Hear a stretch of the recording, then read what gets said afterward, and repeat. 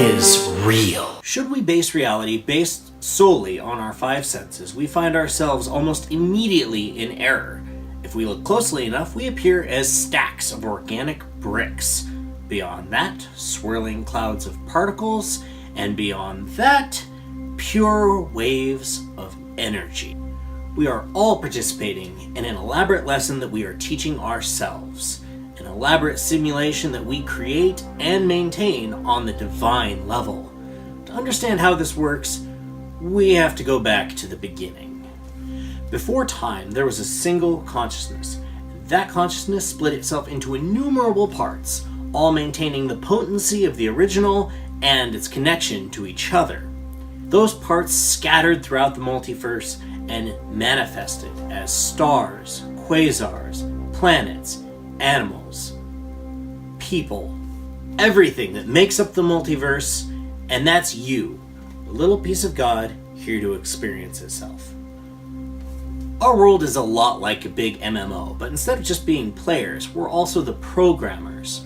Our consciousness is linked to our avatars. I am me and you are you in the material sense.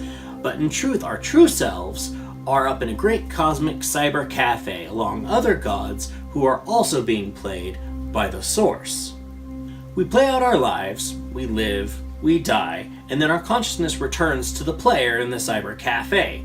There we reflect upon the experience, see what we can do better, network with other beings, and then we hop into another incarnation. Life can be expressed in three parts: fate, luck, and will. Fate is the world as it is, the position of the stars, the location of the mountains, the state of society. That's all fate. It's mostly etched in stone, you can't do much to change it, and it plays a big role in how you play the game. Luck is the will of others and how it influences the way you live your life.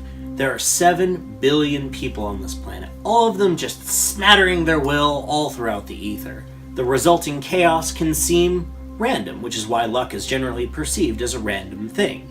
But all of it is just the interaction of everyone's will intersecting with each other. And then there's will. Will is your intent expressed upon the world.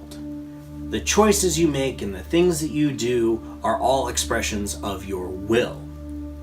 Imagine you're driving down a highway.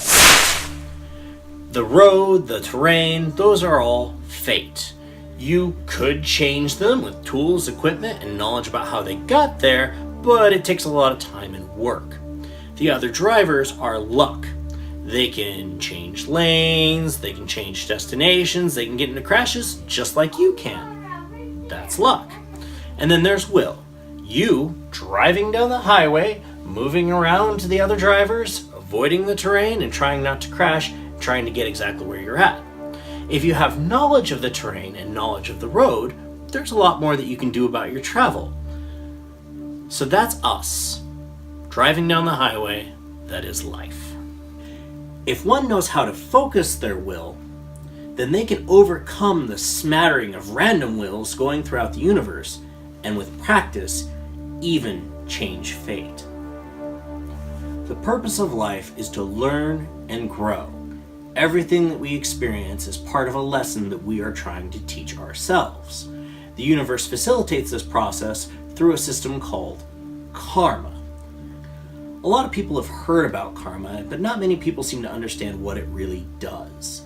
For most people, karma is a punishments or reward system. You do good, good things happen to you. You do bad, bad things happen to you. But that's not really the case. The purpose of karma is to show us how our actions impact the world around us so that we can advance. When you exert your will on the world around you, there are endless ripples and consequences as a result of your actions. When you put bad out into the world, it goes out and eventually comes back around to you so that you can see the consequences of how you acted. One example of karma is the lesson of compassion. Compassion is a concept that most of us can wrap our heads around. If you strike someone, the victim experiences pain. We understand this experience because most of us have been through a similar experience ourselves, so we can relate to it. Likewise, if someone's shown us kindness at a time that we really needed it, we understand what it's like to be on the receiving end of that kindness, and we're more likely to spread that kindness out into the world. Karma can also be a bit obscure, as not every lesson is obvious. For those situations, you want to look for the karmic seed in cycles or patterns that seem to recur in your life. We all have that friend that seems to get into bad relationship after bad relationship and always seems to keep falling for the same kind of person. Likewise, we all have a friend who seems to get fired or can't seem to keep a job over and over again from the same fault. Those cycles, those patterns, are an example of karma trying to show them the folly of their ways. Our material world is but one of many planes of existence, all stacked on top of each other in different frequencies. When you think about it, it's not really that much of a stretch of the imagination. All the time we're being bombarded by radio signals. We don't perceive them unless we have a radio. And to receive a specific signal, that radio has to be dialed into a specific frequency. Our reality is just like that. We are dialed in to Earth FM. So if we're at Earth FM, what's on those other frequencies? Well, other worlds.